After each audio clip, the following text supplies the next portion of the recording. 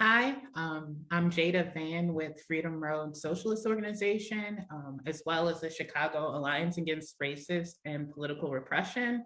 I would like to extend a warm welcome to all of our comrades and friends who are joining us for today's event. As we all know, 2020 was a historic year. Millions of us took to the streets in the wake of the murders of George Floyd and Breonna Taylor.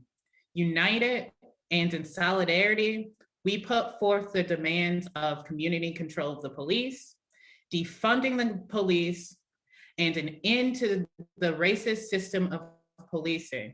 The unprecedented, spontaneous rebellion that was sparked in 2020 also brought about a broad mobilization of Black voters who played a decisive role in defeating Donald Trump in the elections. For today's Black History Month event, we would like to start the conversation, or rather continue the conversation of how we can move from Black rebellion to Black liberation.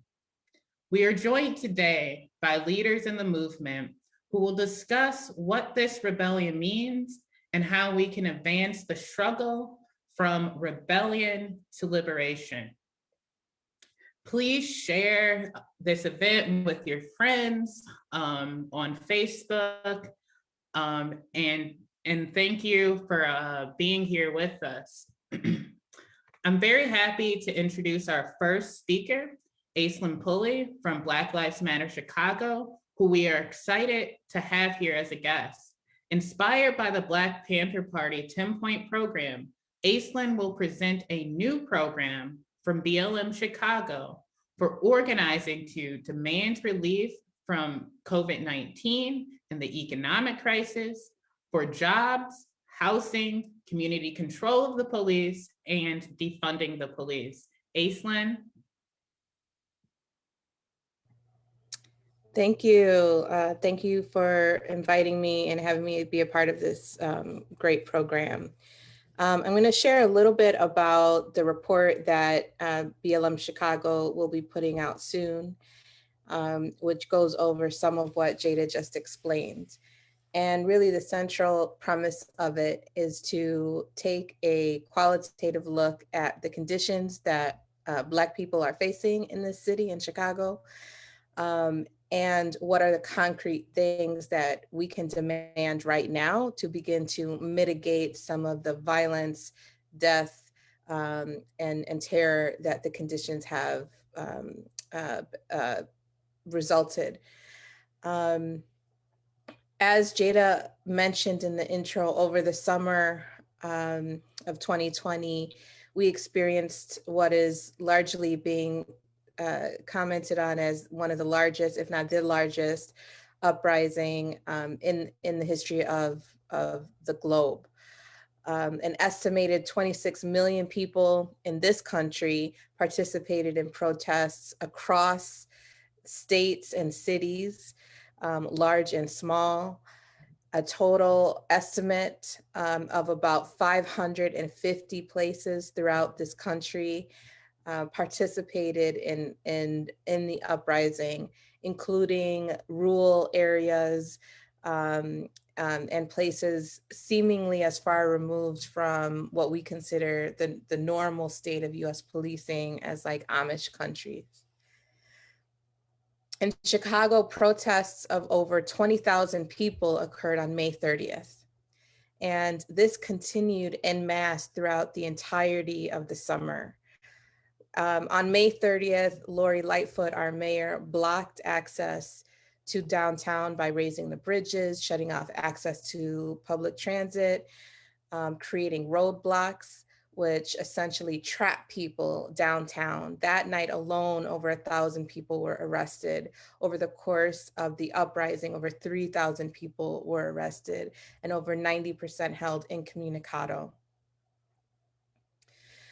Lightfoot also enacted a curfew, which then created the legal veil of justification that was used by CPD to then batter as well as arrest thousands and thousands of Chicagoans.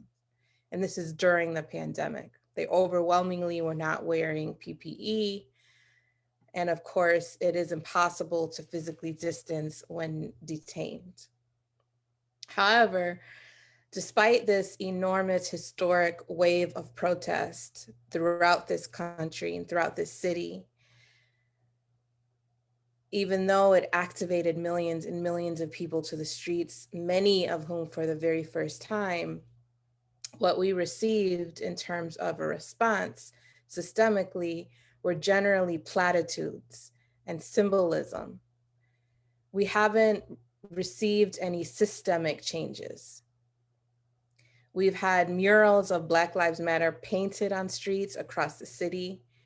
However, the murders, the battering, the disinvestment, the gentrification, the disproportionate amount of Black people suffering from COVID and then dying from COVID has not been alleviated. The numbers of millions who have been forced into unemployment has not been alleviated. None of these platitudes have produced any change, any material change in the living conditions of Black people in this country.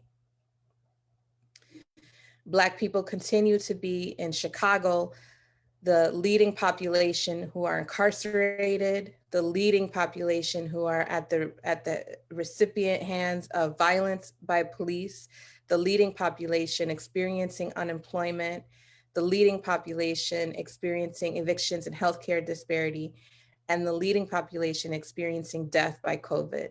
Symbolism is absolutely not enough. And so what we hope this program will do is put forward a platform that can begin to move us from where we are, which is in the aftermath of spontaneous uprising, historic spontaneous uprising, to organized movement toward Black liberation.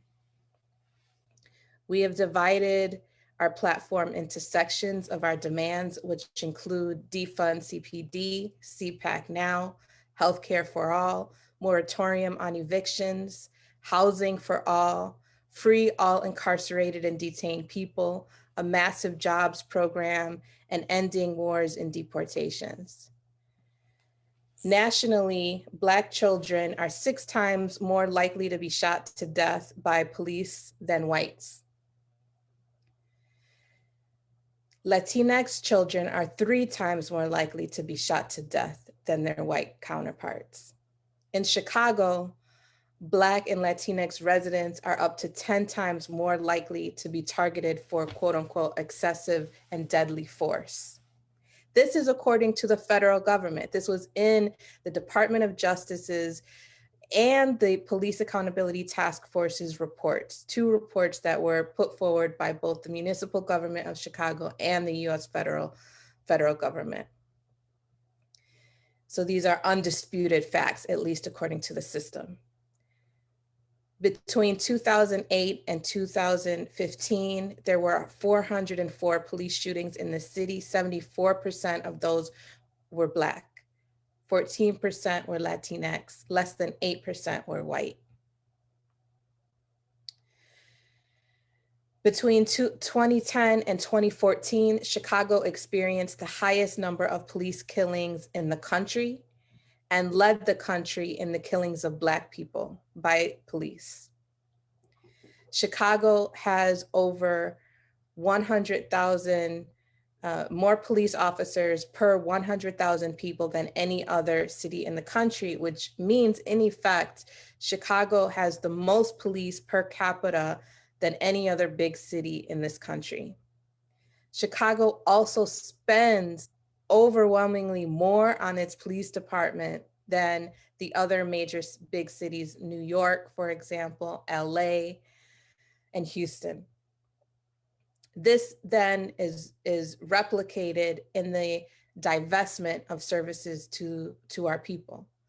So Chicago's political elite have decided to prioritize the protection of the ruling class in Chicago by administering a police force that will violently oppress and suppress poor working people, instead of providing us with the resources that we need, like healthcare.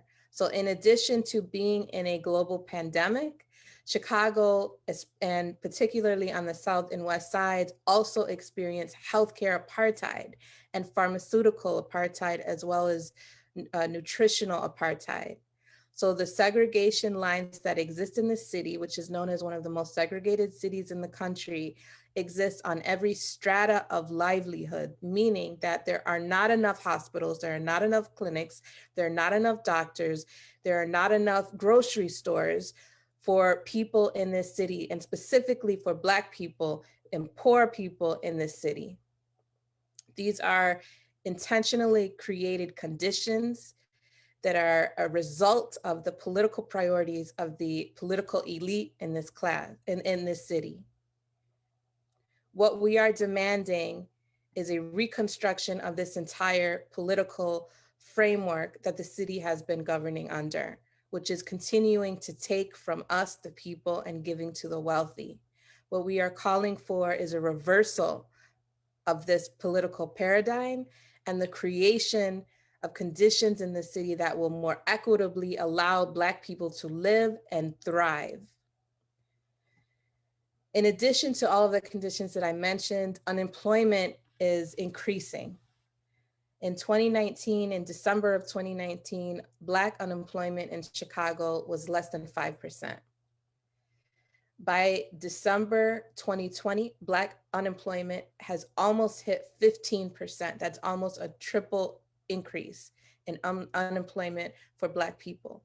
The majority of the 60 million people in this country who have been forced into unemployment are from the service industry, meaning the poorest of the poor have been forced into deeper and deeper levels of poverty. The jobs report at the end of December revealed that 140,000 people were pushed into unemployment. Of those 140,000, there were no men, there were no white men, and there were no white women. They were all Black and Latinx women. The racialized nature of our unemployment crisis cannot be ignored. Therefore, we need a response that gives honor and takes into consideration the racialized nature of this forced impoverishment that exists in this entire country and specifically in Chicago. And therefore, we need a jobs program that specifically addresses this crisis. So again, lastly, it's only in this, it's in the second decade of the 21st century that the Black liberation movement has been confronted by an entrenched regime of racist and political repression that has been created precisely to prevent Black rebellion, to prevent and suppress against our historic trajectory of uprising against the conditions of oppression that have been imposed upon us in this country for centuries. We must overthrow all of these conditions. And by doing that, we must name the solutions.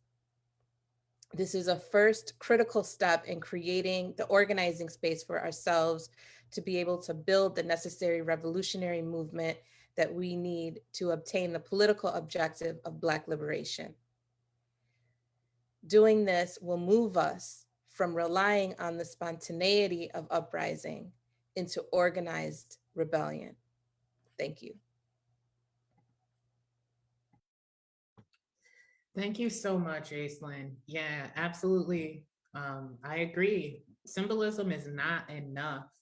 And the forced impoverishment, that we see so much in our community, that we see so much in our daily lives has to end. And I'm really excited about your program and what y'all are doing over there at BLM Chicago. And I look forward to struggling alongside of y'all on that.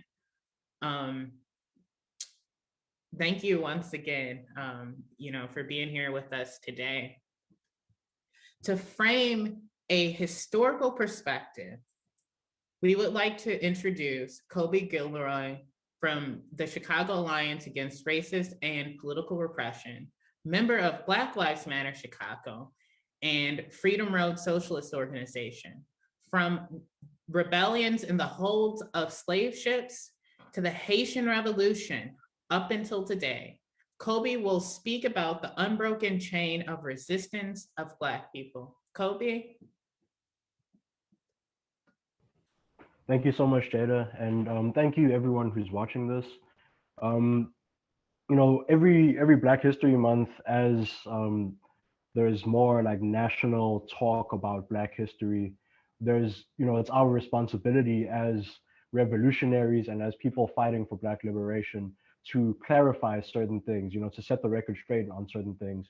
Um, there's always politicians and corporations who are eager to use the names and faces of historical Black revolutionaries, and to diminish the politics of their actual lives, their actual goals and what they were fighting for and what they were fighting against. For example, Cory Booker yesterday tweeted a quote from Fred Hampton. It's a very famous quote. The quote goes that we don't fight racism with racism, we fight racism with solidarity. And obviously, Cory Booker didn't include the rest of that quote. The very next sentence says, we don't fight capitalism with Black capitalism, we fight it with socialism.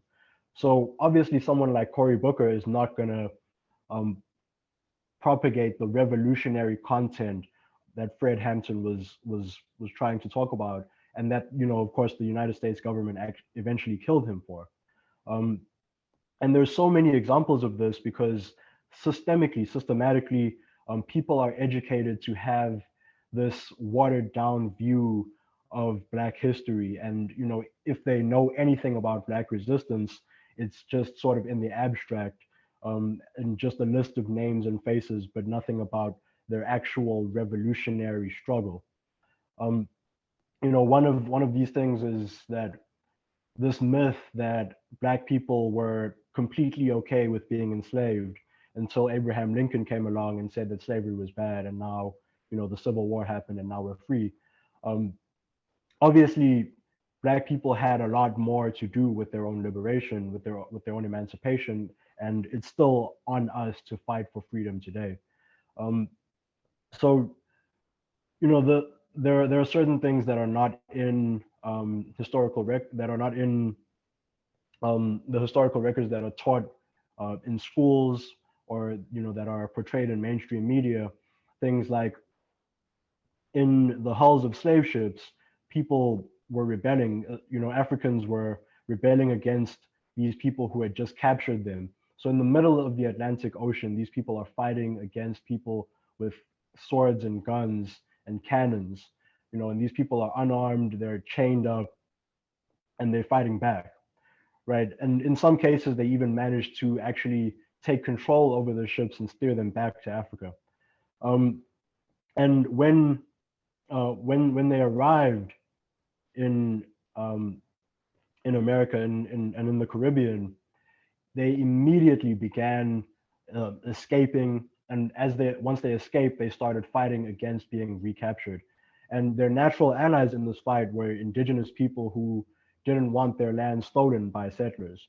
So between 1739 and 1858, that's over 100 years. That's the entirety of which it includes, the start of America as a state to the Civil War, and the ostensibly the end of slavery. During that entire time, Black and indigenous people were banded together in the South, fighting against recapture, especially in Florida and in the Carolinas. The U.S. Army and various white slave catching militias were completely unable to capture these people. They could kill some of them, but they couldn't win the war because the desire for freedom that these Black and indigenous people had was just too powerful to overcome with, no matter how superior their weaponry was, no matter how much more money they had or more equipment, they could not capture these people. And of course, during the Civil War, hundreds of thousands of Black people fought against the Confederacy because they knew that in order to gain their freedom, they couldn't. It wasn't just a matter of negotiating with their oppressors. They weren't just going to argue with slave owners. They had to actually physically fight them in order to get free.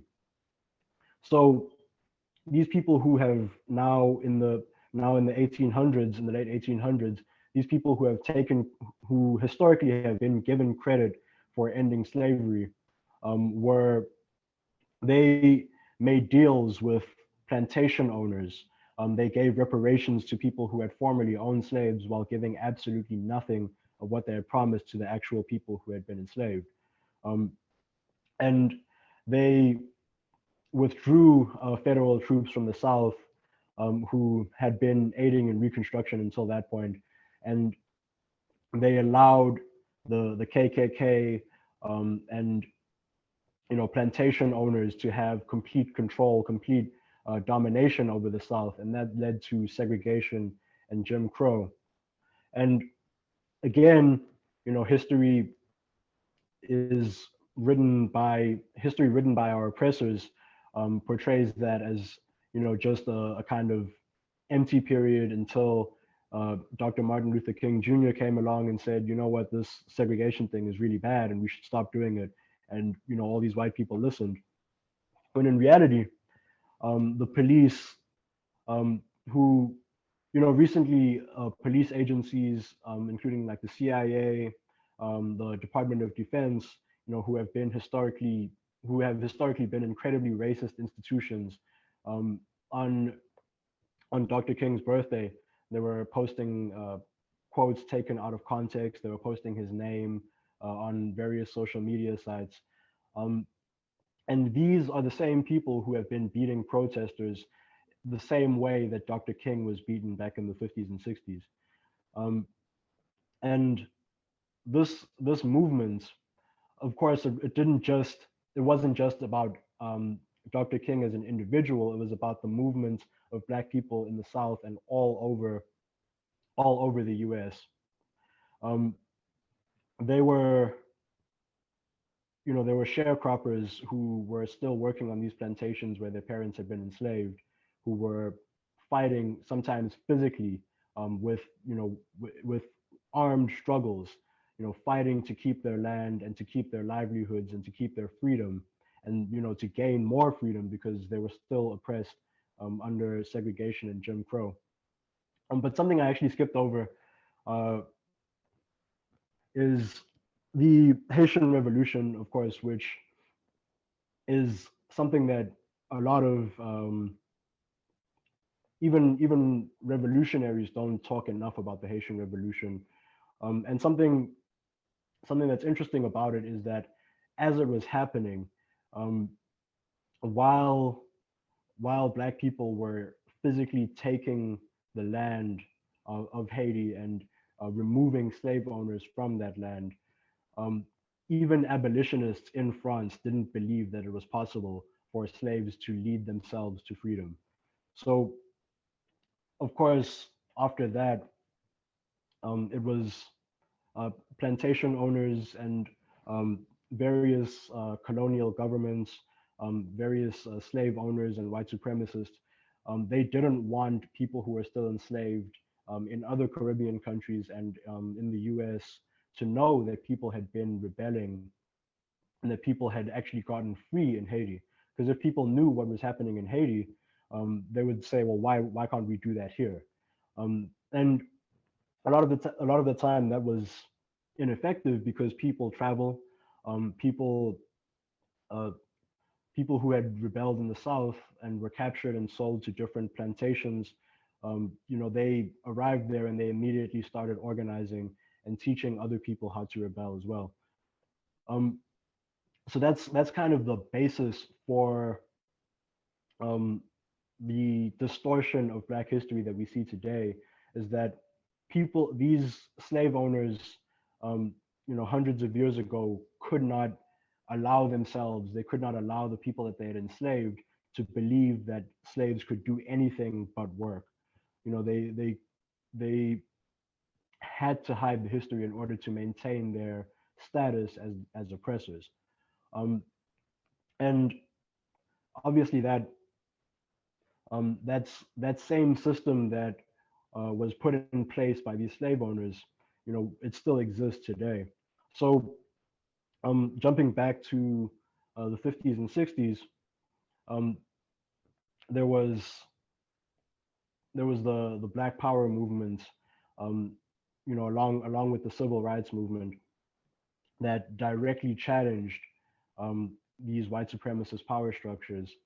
And you know, something that you learn when you look throughout the history of white supremacy is that whenever Black people take a step forward, whenever we uh, go even an inch toward liberation, there's a white backlash that includes murders, that includes torture, that includes people being confined, people being separated from their families, um, and just every kind of repression, every kind of degradation that you can imagine. That's what is included in the white backlash. So slave rebellions were often met with mass executions, with people being sold to plantations where they would live for maybe 5 years before they were literally worked to death. Um, and after um, after the Civil War, the white backlash took the form of the KKK and of segregation and Jim Crow laws. Um, and after the civil rights movement and the Black Power movement, um, we're still living in that white backlash. The backlash is in the form of mass incarceration and in the form of militarized policing. But as hard as they try to, as much as they backlash, as hard as they try to stem the tide of Black rebellion and of Black liberation, um, it's just not possible. As was shown last year in 2020, as Aislinn already said, we had the largest rebellion in history, just in terms of numbers. Um, so what that shows us is that at no point have we ever stopped fighting, and at no point will we ever stop fighting. The resistance um, against white supremacy, against capitalism, against colonialism is as old as those systems itself, and the resistance will continue until those systems are gone. And it's important for us to remember that, because that the way that our stories are told is something that our oppressors cannot help but telling our stories that way. Um, so obviously we can't rely on our oppressors to tell the truth about our history. So we have to tell our own stories. We have to write our own histories. And even in the moment, uh, we have to tell our own stories about what is happening on the ground. You know, whenever someone is shot and killed by the police, um, immediately the mainstream media and police departments collaborate to make a narrative that paints this person as a criminal, and that tries to justify their murder after the fact. And we have to be vigilant in standing up against that, and in saying that no, this is a white supremacist execution that happened in our streets. And beyond that, what we learn from all the distortions and the realities of Black history is that we're not going to get free by waiting for someone else to free us. No politician, no corporation, no super genius individual is going to free us. We have to, as a people, mobilize and free ourselves and fight for self-determination, in order to, uh, decide what safety looks like in our communities, to decide what education looks like in our communities. Um, I actually had some more written down, but my laptop is about to die. So all I'll say is all power to the people. Thank you everyone for watching this. And it's up to us to free ourselves. No one's going to free us but us. Thank you. Thanks, Kobe.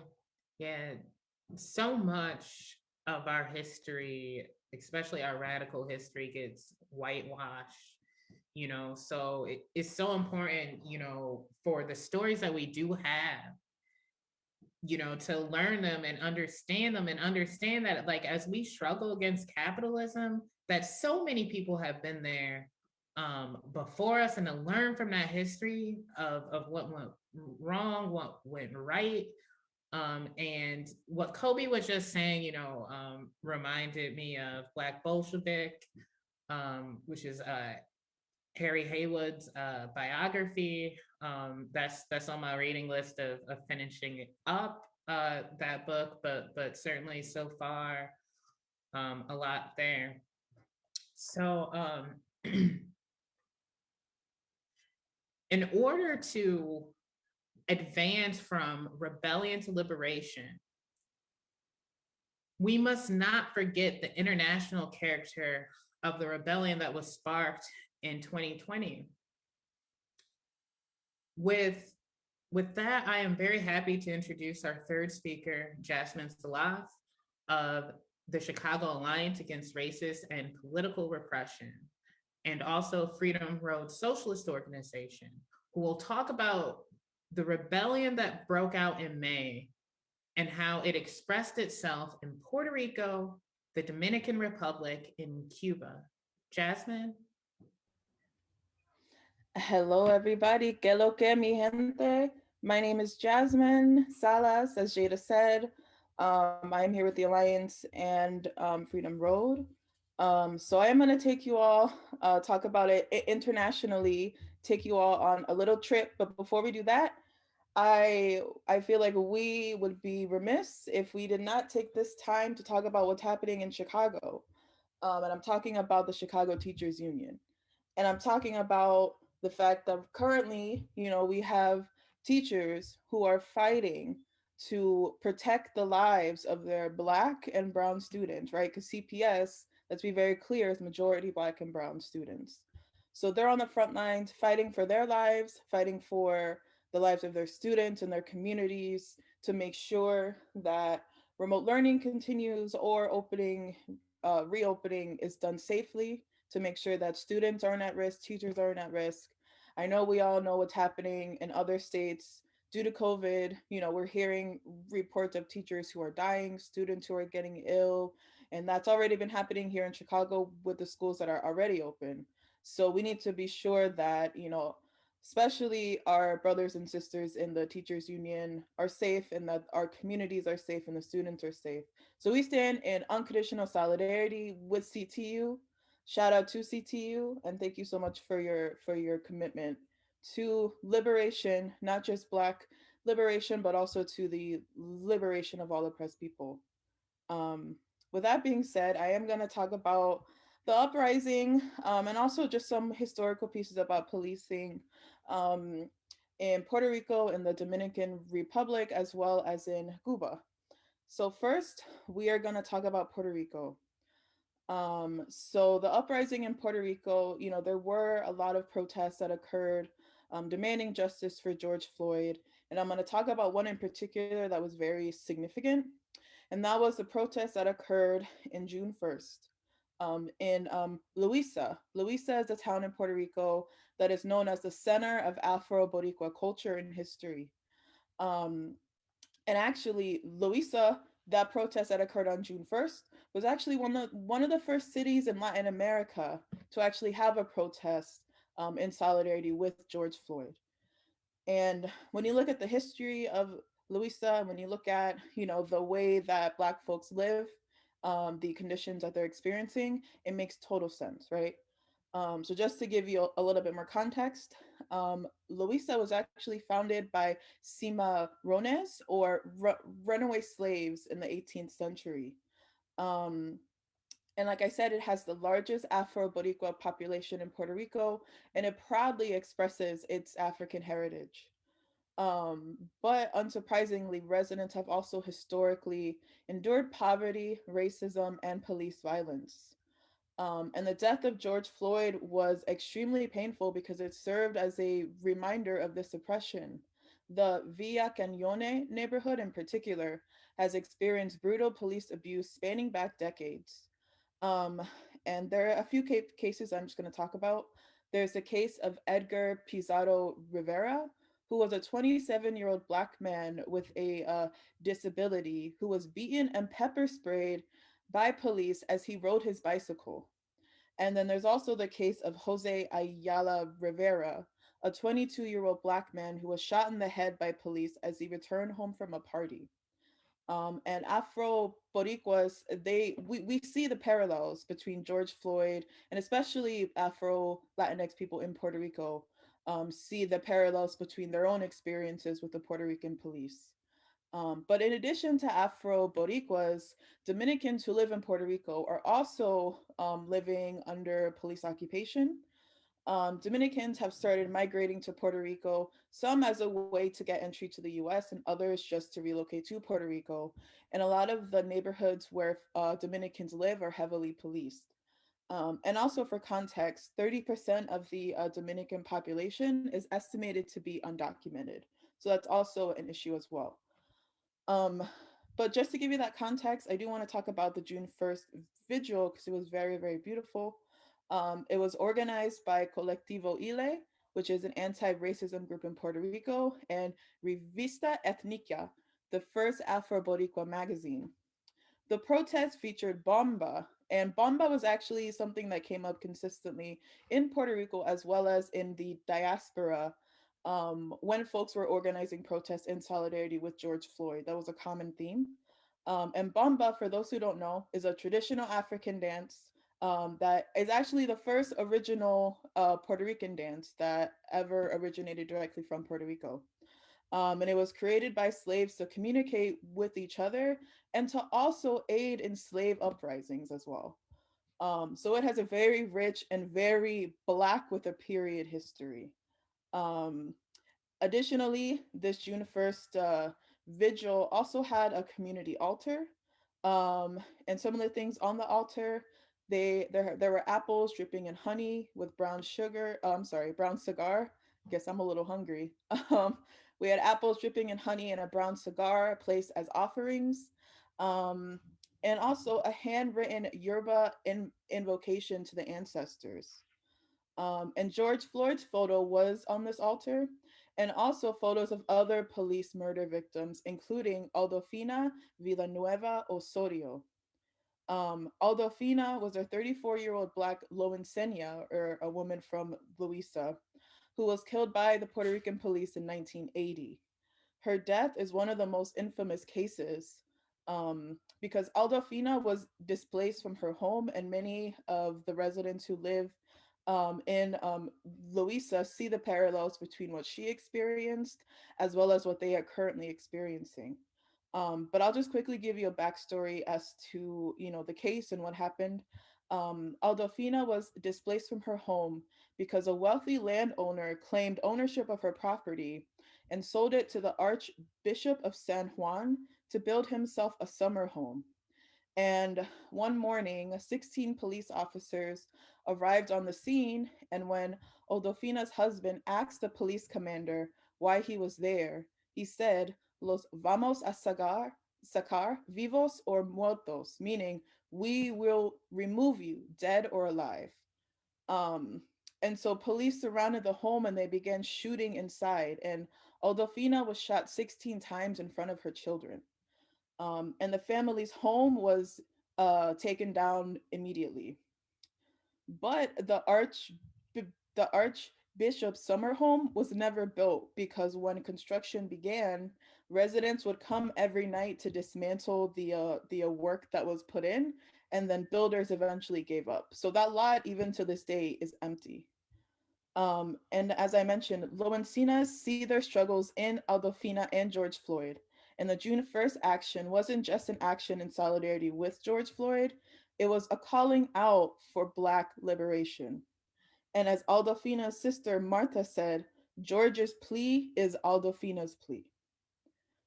And the following day, on June 2nd, protests occurred outside of former Governor Wanda Vasquez's mansion in Viejo San Juan, in Old San Juan, organized by the Colectiva Feminista, The protest called for justice for George Floyd, of course, as well as an end to racial discrimination in Puerto Rico. The crowd broke curfew and even busted out a guillotine. That's what I'm talking about. Additional protests occurred in Puerto Rico throughout the summer and in the diaspora in New York, Chicago, and Orlando, just to name a few major cities. So that's a little bit about Puerto Rico. We are gonna hop on over to the Dominican Republic. We're gonna take the ferry. For those who know, you know.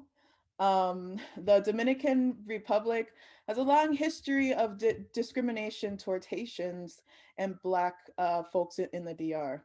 Because to be Black in the Dominican Republic is to be considered Haitian. And so Dominicans are taught to distance ourselves from our Blackness because of that. And Haitians who currently live in the DR are economically and racially exploited to the benefit of the Dominican bourgeoisie. Discrimination against Haitians usually comes in the form of narrow-minded Dominican nationalism that favors Spain and our colonizer roots. A group of Dominicans of Haitian descent called Reconocido held a protest on June 10th to demand justice for George Floyd. They were met by a group of nationalist counter-protesters in a violent confrontation, including the ripping of signs and stealing of flowers and just general violent harassment. The Dominican police were present, of course, and they violently arrested two members of the group, Ana Maria Belique and Maribel Nunez. And they were released hours later, thanks partially due to social media pressure, and also pressure from other activists in the DR. And even though this was a very tough situation, I think it is a sign of progress. The fact that there was even a George Floyd protest period in the DR, I think speaks volumes. And we are starting to see more organizing from Afro-Dominicans as well as Dominicans of Haitian descent, organizing for their citizenship and for their other rights. So I think progress is occurring, even though it is occurring very slowly. And so right now I want to transition to talking about Cuba, because I think the parallels when you look at Puerto Rico, which is a colony of the US, and the Dominican Republic, which is a capitalist country, and Cuba, which is a socialist country, are very, very, very clear. So Cuba has handled racism and white supremacy different than other Caribbean countries. In Cuba, the revolution is in power and has been for nearly 60 years. And the working class is in power, but the revolution is still in progress. I will say that the pattern of Black people being killed by police officers in Cuba does not exist. But before Castro's revolution came to power, it did. Prior to 1959, under the dictatorship of Batista, the Cuban police had a brutal history of operating with impunity. They even had a torture site under their police headquarters and would regularly kill Cuban people. The revolution ended this abuse and put the police under the control of the Cuban working class. And policing in Cuba looks radically different than the US, because police officers, for one thing, are trained to prioritize the well-being of the people. Instead of having an us versus them mentality like the US police, the Cuban police consider themselves part of the people, part of the community.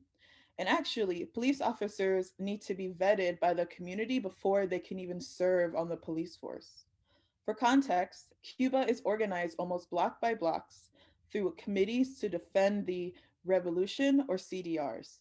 And the community will have input as to whether or not an individual will become a cop. So your neighbors have to vet for you, your family may have to vet for you, because they want to make sure that if you're not qualified for the job, or if you're not a good person, heaven forbid, then you should not be a cop. And it's more of a collaborative effort between the CDRs and the police force.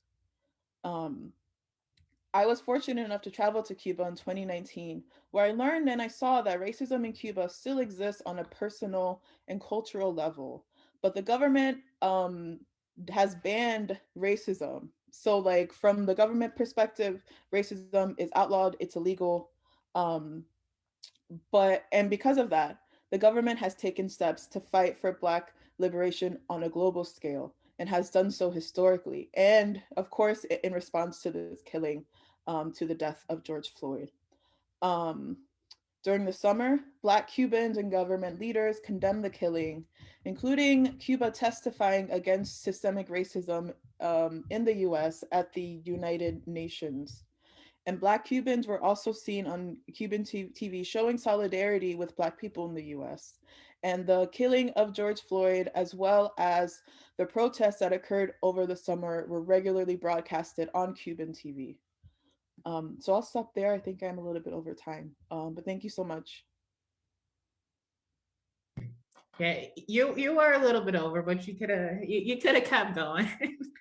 But yeah, thank you so much for sharing that perspective and bringing that to light. Just about like international solidarity is so important, and it's also important to like reflect on what's going on in Cuba and what's going on in the Dominican Republic and Puerto Rico, because they're in the Dominican Republic and Puerto Rico, they're facing that same oppression that we are. And to contrast that, with Cuba and the situation before the revolution and after the revolution is so important, and I thank you for that. With that, I'll introduce our final speaker, Frank Chapman of the Freedom Road Central Committee, intern director of the National Alliance Against Racism and Political Repression, and field organizer for the Chicago Alliance.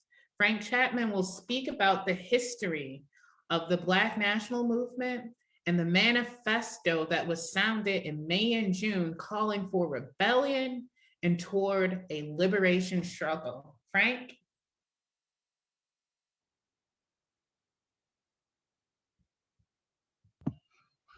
Thank you very much, Jayda.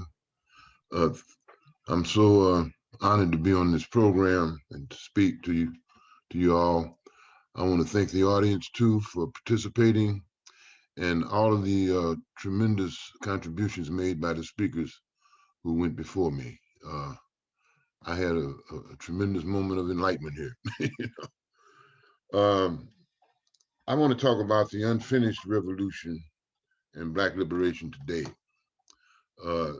Actually, this is the I'm going to present to you some excerpts from the epilogue of my book that's coming out. Rumor is it'll be published within the next 48 hours, and it's Marxist-Leninist perspectives on Black liberation and socialism. It's about two historic revolutionary movements in our country, and that is the fight for Black liberation and the fight for socialism. But before speaking directly on the great spring-summer rebellion of 2020, let me provide some historical context by reviewing some of the main points in my current book.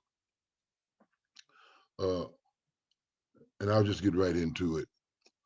War, as the saying goes, is the midwife of revolution, but the Civil War was the revolution. And let me say what I mean by that very quickly, because it often gets misunderstood. What the Civil War did, in fact, do, it abolished chattel slavery, the buying and selling of human beings. It didn't abolish all forms of slavery, and if you read the 13th Amendment, you'll see in there that they say slavery is abolished except for people who have been convicted and put in jail.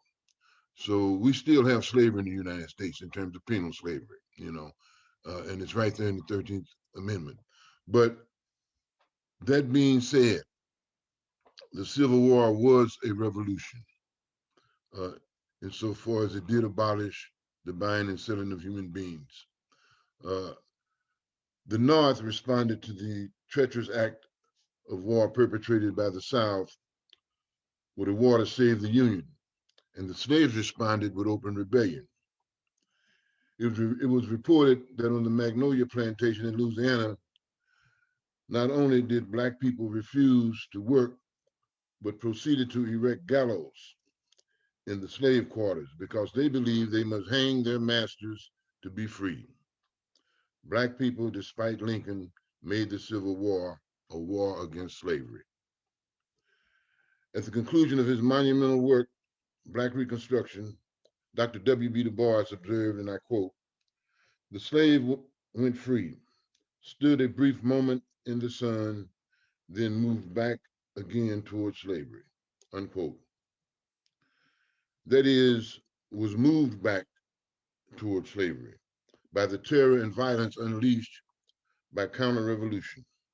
A counter-revolution so mean-spirited and so driven by the Southern barons of white supremacy that it sought to erase from history books and history the great historical achievements of Black people in the most earth-shaking revolution of the 19th century. All revolutions have enduring accomplishments. Counter-revolutions, no matter how thorough and reactionary they are, can only retard the start and stall the revolutionary process.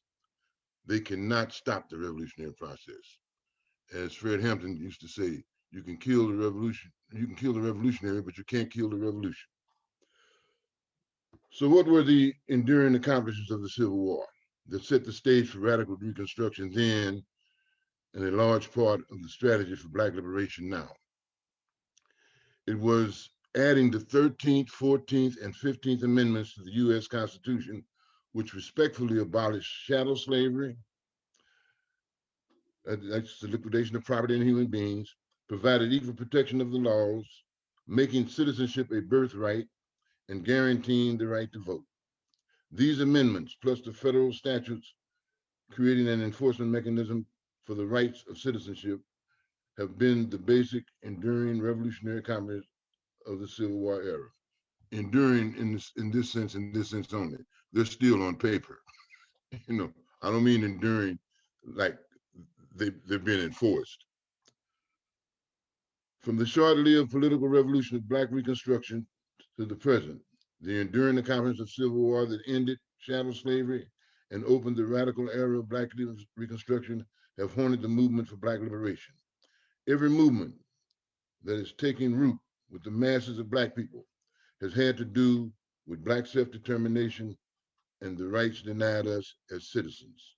That is, the freedoms that were half-heartedly given but wholeheartedly taken away with the end of Reconstruction.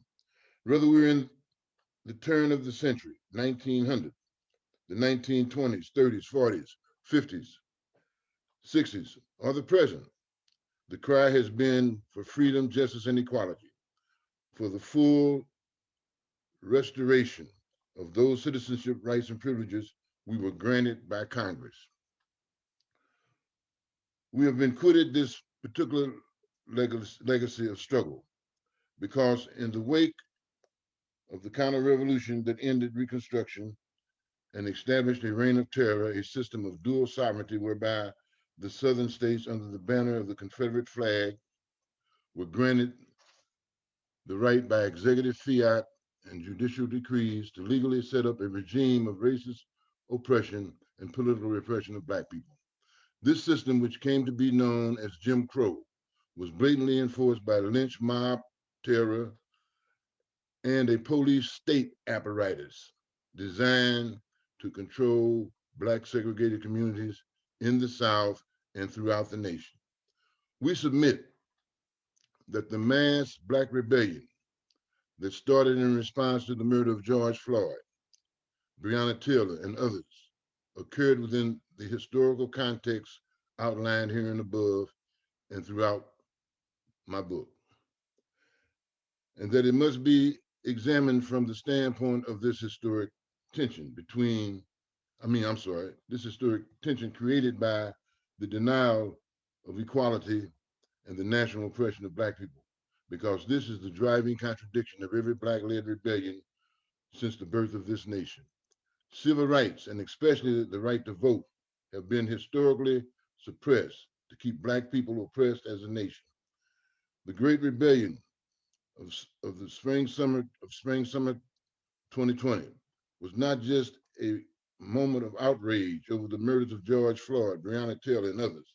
It was a clarion call for freedom, justice, and equality, a manifesto coming from the masses in the streets.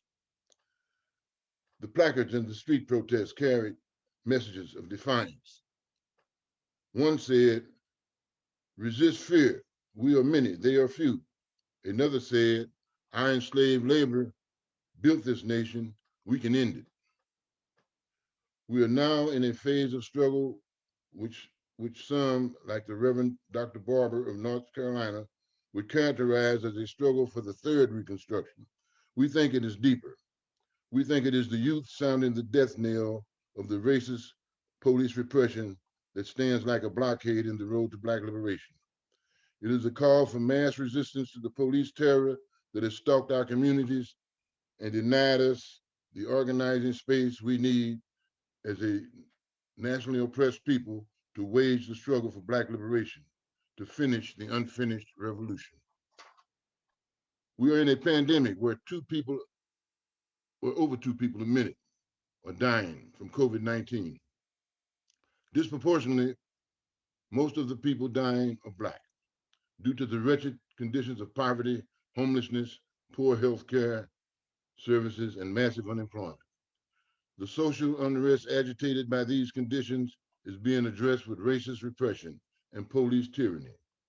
These are the material conditions that gave rise to the Black-led rebellion of 2020, where 26 million people protested and took to the streets in all 50 states of the United States. However, the importance of the working class character of the rebellion must be emphasized.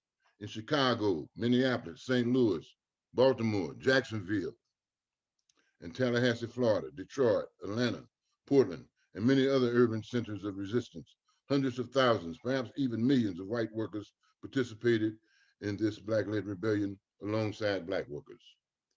The COVID-19 pandemic and the economic devastation that follows in its wake has exposed the fact that racism offers no material benefits or privileges to the millions of white workers living in poverty and suffering from massive unemployment. To be sure, what is really going on is that the present crisis in healthcare and economics has spawned the economic conditions like in the 1930s that will unite workers on the picket lines and in their respective communities and enable them to find common ground in the struggle against national oppression and monopoly capitalism. This is the last of this. I'm ending it right here, Jayda. I see the look on your face. Okay, we believe that now we stand in the rosy dawn of a new movement to finally finish the unfinished revolution that was the Civil War of 1861. Since the overthrow of Reconstruction, that is, the ending by violence and terror, the revolutionary gains of the Civil War, there is a whole other history of alliances and compromises between the old former slaveholding South and the high finance Northern capitalists to continue the oppression and super exploitation of Black people. This is not 1861. This is 2021. But we live in the shadow of the unfinished revolution started by the Civil War. We go forward. We go forward. We believe Black people united with class-conscious workers and Marxist-Leninists must muster the masses firmly and unequivocally putting forth an agenda for Black and brown liberation and a class struggle agenda for hundreds of millions of workers who are dying and suffering from this pandemic crisis and economic devastation. The merger of the Black liberation movement and the class struggle is the pathway to socialism. Workers and oppressed people of the world unite. We have nothing to lose but our chains. All power to the people.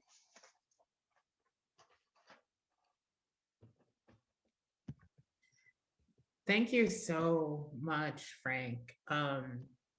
Yeah, like as Black revolutionaries, I feel that task of like finishing that unfinished revolution and taking that struggle up, that has been handed down to us. It feels so overwhelming sometimes. And I'm so excited to read that, to read your new book that's coming out. Like there's just so much there, and I wish you could read more of it actually. Oh yeah, so in the next couple of days, Frank's book will be available on Amazon. It's not up to right now as we speak, but in the next couple of days is when it'll actually be released for everybody to buy. The title of the book, just to say it again, is Marxist-Leninist Perspectives on Black Liberation and Socialism. You can search either for Frank Chapman on Amazon, or you can put in the full name of the title. So, and I want to remind everybody, please share this with your friends. Please, send out links to folks. But right now we're going to start the Q&A section of today's event. And I think we're gonna, and let's see, we're gonna open it up by asking a question to all four of you, and that's, how can our viewers help support Black liberation?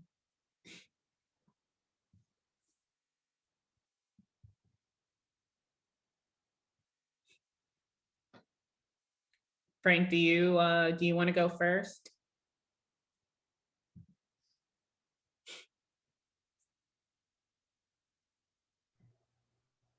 You're muted, Frank. Okay, what's the question again? How can our viewers support Black liberation? Well, the best way to support it is by joining in the movement. So I would encourage you to join Freedom Road Socialist Organization. Also, you can go to our website, the National Alliance Against Racism and Political Repression, and join that organization, which is a mass defense organization for Black liberation. So we strongly encourage you to do that. That's the way to join it, is to get in the fight. Oh, may I mention one thing, Jayda? Oh yes, absolutely. My book that you just mentioned is online now. Oh, awesome! As of awesome. Right now. I'm gonna put it my order in right after this. Okay. Get a couple. I'm getting a couple, and I'm gonna because I know folks will borrow and then I want to return it. So.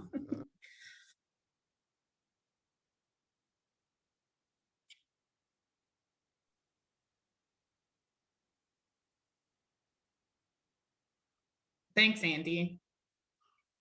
Oh, sorry about that. Would anyone else like to answer that question? Yeah, I can try. I mean, just to support what Frank said, like if you want to fight for Black liberation, like just organize. I don't know if there's people watching this from outside of Chicago, but Freedom Road is national. The National Alliance Against Racism and Political Repression, is national. If we're not in your city, somebody is. So you're a lot stronger fighting with a whole bunch of other people than you are alone. So if you want to advance the struggle, then definitely find some people, link up with them, and get organized.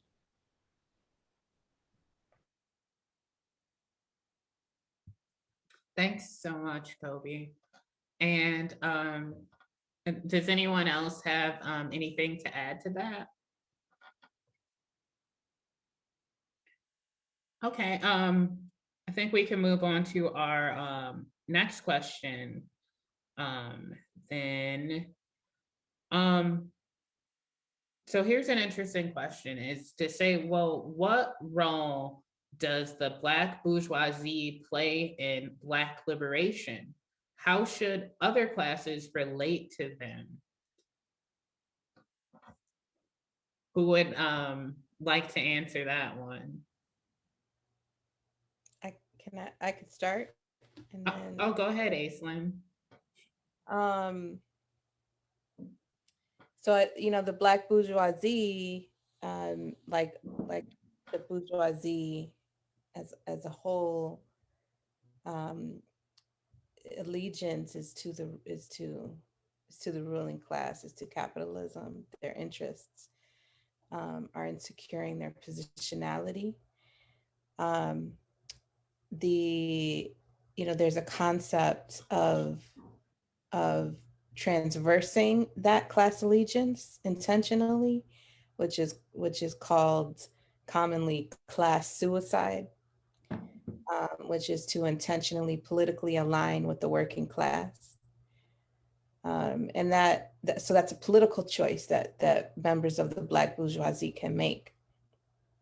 And that is an important consciousness in understanding the dynamics of class structure, class stratification, that is important and necessary in advancing the fight for Black liberation, because we have to understand the intricate interplay of the creation of Black oppression in this hemisphere and globally, and the emergence of capitalism, both as in the United States as well as globally. The slaveocracy was how the United States was able to enter into the world as a major economic power and eventually a superpower.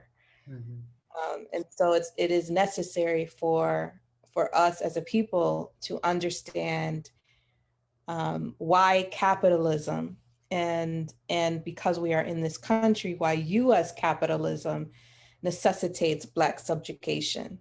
And that means that we must be able to understand class structure and also interrogate the Black bourgeoisie, and not cease holding the Black bourgeoisie also complicit in the subjugation of Black people, and specifically the Black working class, which is the majority.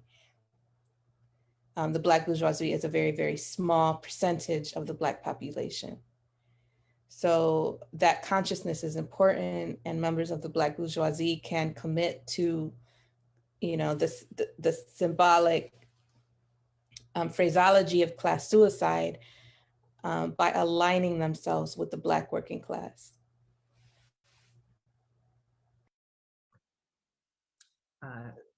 Thank you for that. Yes, absolutely.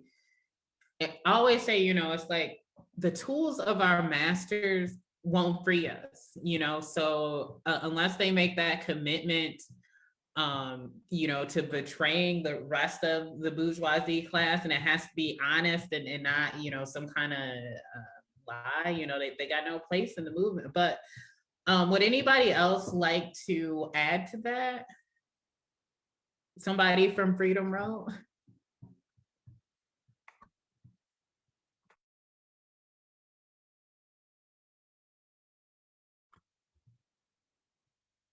I keep forgetting to put this thing on. Yeah, can I add to it very briefly? Absolutely. Go ahead, Frank. Yeah. I see Black people as a nationally oppressed people. That's where my Marxism-Leninism takes me. And as a nationally oppressed people, we have to see the role of the Black bourgeoisie in that context. I agree with what Aislinn has said, but I just want to add that sometimes the black bourgeoisie can play a progressive role insofar as they are fighting against our national oppression. What has been the recurrent mistake in our liberation movement, in my opinion, historically, has been that we have not fought hard enough for the leadership of the black working class in the movement for black liberation. And so historically, just pay attention. Who has assumed the leadership of the struggle for black liberation has been the black bourgeoisie, by and large. Now, there was exceptions to this in the South during the 30s, and there were also some exceptions to it in the 60s, but I won't get into that. But I'm just saying that now in this moment, we ought to absorb those lessons and engage in a very conscious struggle to make sure that we keep the working class in the forefront of the struggle for black liberation. That's the only way to keep the black bourgeoisie honest. Or maybe honesty is not the word. Maybe consistent with the demands of the black liberation movement would be a better way of phrasing it. Because I don't know how you can keep any bourgeoisie honest. But yeah, so that's it. Thank you, Frank. So we have another question in, and is, will the potential reopening of Chicago public schools have a disproportionate effect on Black students and parents? Who would like to answer? Yes. So it's important to point out that, I mean, it's kind of obvious. Black people in Chicago are extremely exploited and extremely oppressed, and the school system is definitely no exception.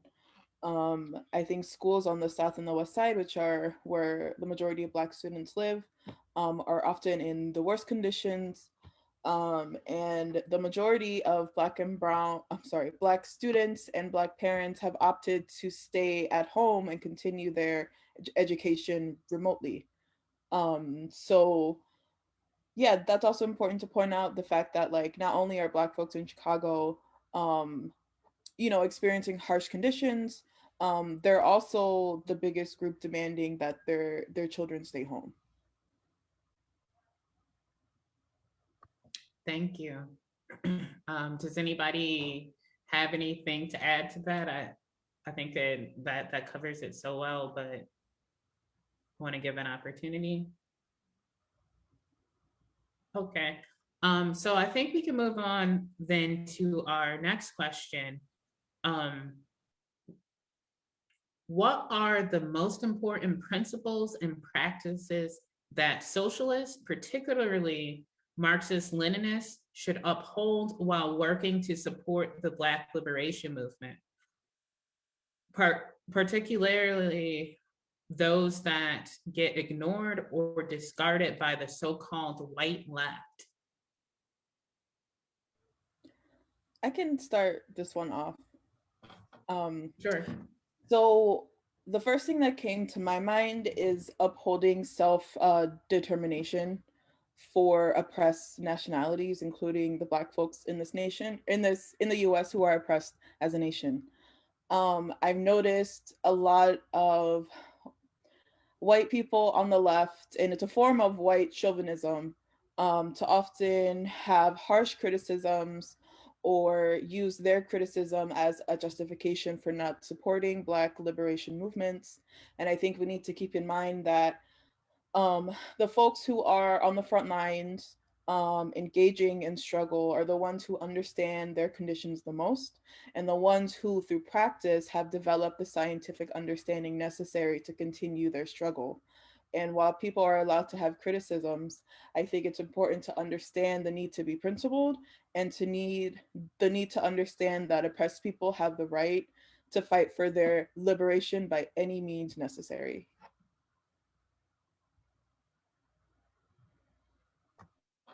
Thank you. Does anyone have anything to add to that?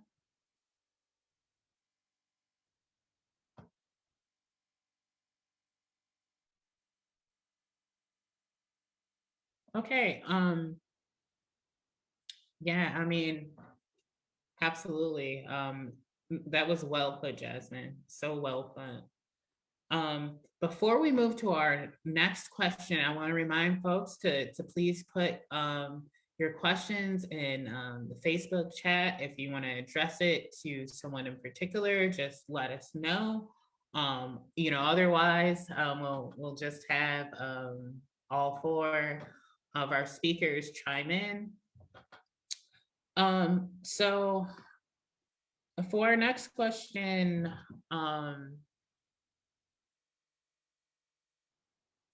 what organizations, campaigns, et cetera, do you think are contributing to Black liberation today? And I know this was touched on already a little, but who would like to take that? Kobi, are you up? You haven't taken one. Do you have anything to add to what we said earlier? I mean, if you're gonna call me out like that, sure. I mean, I'm making obviously, sure your voice is heard there. Freedom Road Socialist Organization is, where, like I said before, we are national. We're in California, we're in New York, there's a bunch of us in Florida. We're all over the Midwest and all over the South. So, we are doing that work. There's a lot of organizations. I don't think we have the time to name all of them right now. But there's been some, and I think Aislinn could actually talk about this like better than me because she's been more involved in this. But um, there are a lot of people in Black Lives Matter organizations in different cities around the country that are doing great work that have had their differences with the national organization. So yeah, there are. I mean, there's so many organizations that are doing the work for Black liberation, and I think there's a quote from Kwame Ture where he said that no organization is. I mean, bad organization is better than no organization at all. So a lot of people have, they have their critiques of this or that organization, and they might be right, but if they're not organized themselves, then they have no way of actually implementing a better plan. So even if you are in even if you are in a place where FRSO is not there, if the National Alliance is not there, and you join an organization that you think has like maybe some liberal tendencies, struggle, struggle and do what you can to make sure that organization actually fights for liberation. Yeah, so that's all I have to say on that question. Thank you. Thank you. Does anyone else have anything to add to that?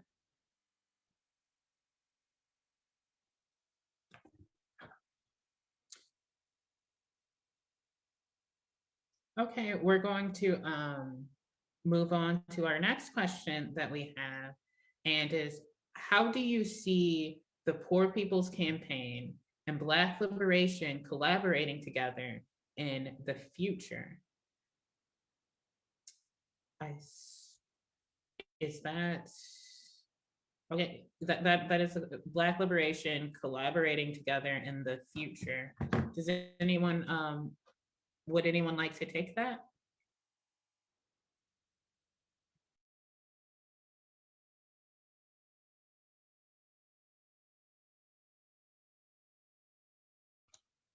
Yeah, I'll take a stab at it. Go ahead, Frank. Well, first I want to clarify one thing. I think the Poor People's Campaign came out of the Black Liberation Movement. So I don't see them as like separate entities that have to come together necessarily. They are together. They started out together. The Poor People's Campaign was started by the Black Liberation Movement, has historically been led by the Black Liberation Movement, and that is true to this day. I think Reverend Barber and those people are clearly, obviously, and squarely in the Black Liberation Movement, and they're also leading the Poor People's Campaign. It was started by Dr. Martin Luther King and Reverend Abernathy back in the 60s. So we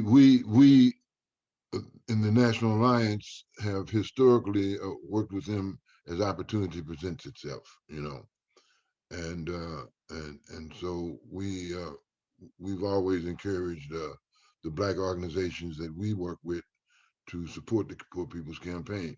How could you not support them? It's part of the Black Liberation Movement, the Poor People's Campaign. Yeah, absolutely. Did anyone?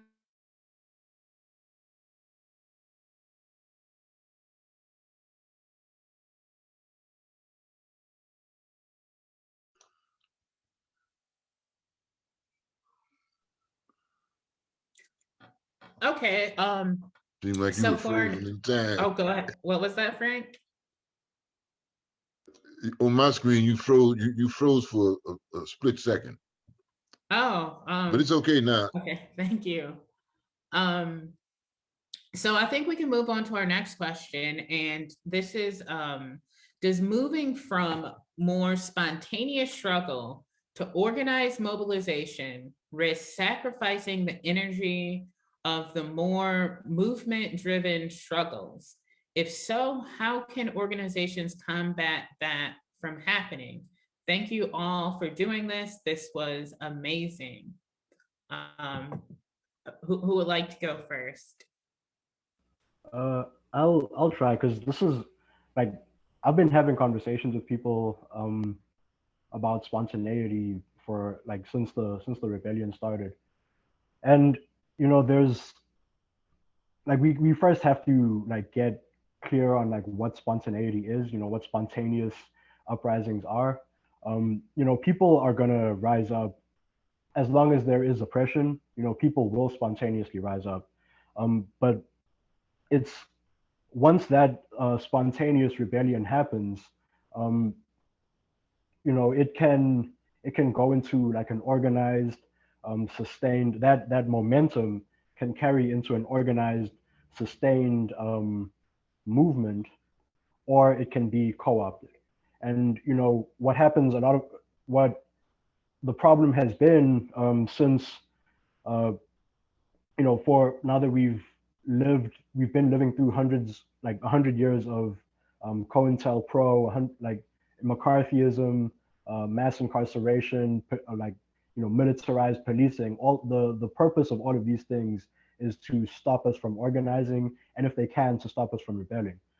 But you know, and once they've taken out, you know, our organizations, you know, they dismantled the Black Panther Party. They a lot. There's some organizations that are still around today that I'm not. I don't want to badmouth anyone, but you know, they've gone through a lot of restructuring at the hands of the U.S. government, and you know, then like these nonprofits and these government institutions step in, and you know, take this like radical energy, and they like take it around in some circles and put it right back into something that's going to be ineffective. So what our responsibility is to make sure that that turns into a sustained movement instead of getting co-opted. And that's what Frank said about working class leadership and Black leadership. We have to make sure that those are present in these movements, because they will every time get co-opted if we don't make sure that if we don't carry that momentum forward. I'd like to jump in on this. Oh, go ahead. Okay. And I would argue that I agree with what Kobi said, and I would argue that all movements are co-opted unless you're able to build sustainable struggle. That's the entire goal of the systems of oppression, which is to stop the resistance movement.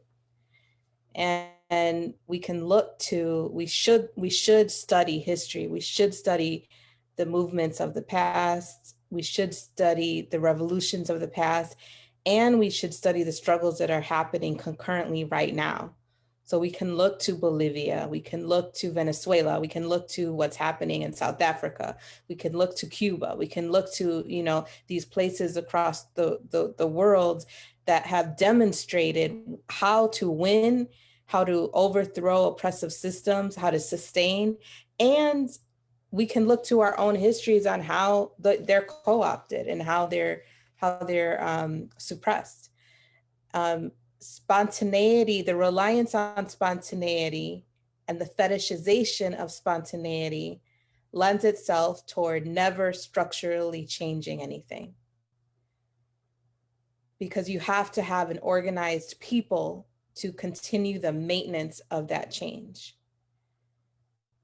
We can have a spontaneous, and we have had spontaneous uprisings that have not lessened the amount of Black people killed by police or have not freed any people from incarceration. It has dramatically and very emotionally shown to the world how outraged we are, but it hasn't unseated any government officials. It hasn't opened any cages. It hasn't degunned police forces yet. That's movement work, that's organized struggle. And that takes intention and planning and meeting and weighing strategy and tactic and analyzing the conditions and continually doing that because things are continually shifting.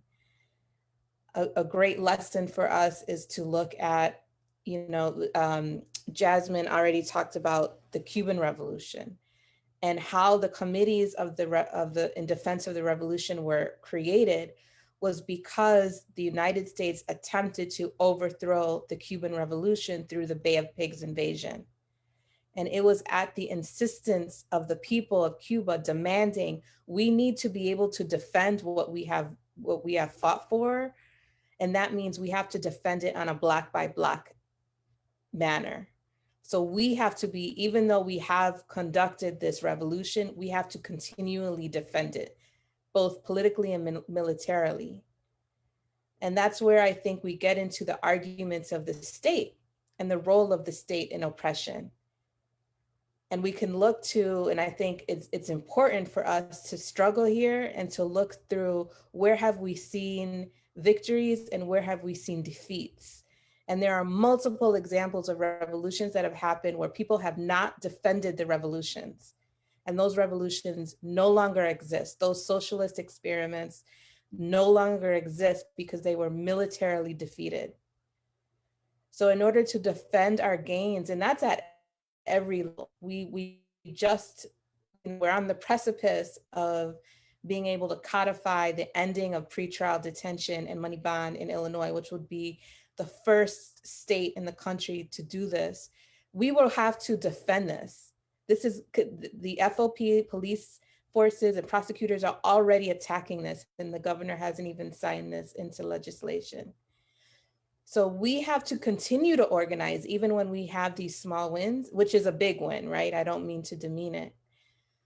So it requires consistent, persistent organization. Relying on spontaneity means that nothing systemically is going to happen because we have no mechanism to defend it. We have to become organized in order to fight for our wins and then to defend them.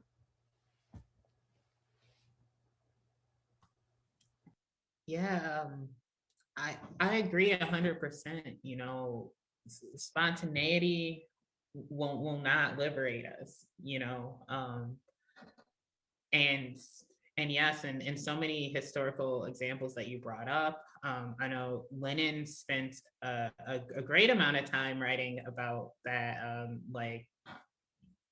as revolutionaries, like not being behind, you know, sort of like following behind the spontaneity of a popular movement of getting out in front. So absolutely 100% agree. And it looks like that's going to be our last question. Does anybody have anything to add to that, that excellent response that that was just given? Absolutely 100% agree. Does anyone have anything to add?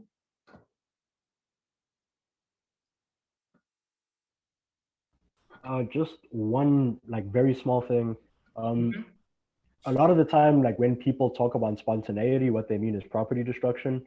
And you know, that's like if we're gonna, you know, if you want things to happen and they're not happening on their own, you have to make them happen, right? So if you want um, things to be destroyed and they're not spontaneously being destroyed, you're going to have to go out and destroy them. And if you're going to do that, you're going to have to be much more organized. And like you have to, just like Aislinn said, like there are so many uh, mechanisms and institutions that the state has to stop people from even thinking about doing the kinds of things that we have to do to get free. So if you know you're not just gonna like we're not gonna spontaneously um, engage in the kind of warfare that we need to. You know, that has to be built up very consistently, very painstakingly, and with a lot of um, very intense organization and Yes, discipline. absolutely. Um, all right, so if no one has anything else to add to that, um, okay. I just want to announce again, Frank's book should be available. At least the Kindle version is what I'm being told. And that title, once again, is Marxist-Leninist Perspectives on Black Liberation and Socialism. You can just search for the title or search for Frank Chapman on Amazon. Um, it will be available as a print paperback for $15.95 or Kindle ebook for $9.95. And I believe the ebook is available right now and the paperback is coming in a couple of days. I would also like to add a few upcoming events. So Frank will be doing a live stream on his book on the National Freedom Road Socialist Organization page on February 14th. Kobi will be doing a presentation on African revolutionary leaders, and that'll be February 21st. And Jazmine will be doing an event on Puerto Rico, a presentation on Puerto Rico, February 27th. So please add those to your calendars. You can find those events on the Freedom Road Socialist Organization page, the national page, and then also the Freedom Road Socialist Organization Chicago page. I believe the last two are on the Chicago page. And I would like to close by saying that if you like what you heard today and you would like to join us in the struggle against monopoly capitalism, if you would like to join us in the struggle against monopoly capitalism and in the fight for Black liberation, please visit FRSO.org/join. We are a national organization of revolutionaries rooted in the mass movement for justice, the labor movement, and the movements of oppressed nations and nationalities. Help us build toward the creation of a new communist party based on Marxist-Leninism to lead the way to socialism and liberation. Thank you to all of our friends, comrades, and future comrades for joining us for this conversation about moving from Black rebellion to Black liberation. Stay safe, stay warm out there, stay healthy. And I thank you all for being here today, and I look forward to struggling alongside of you all. Thank you so much.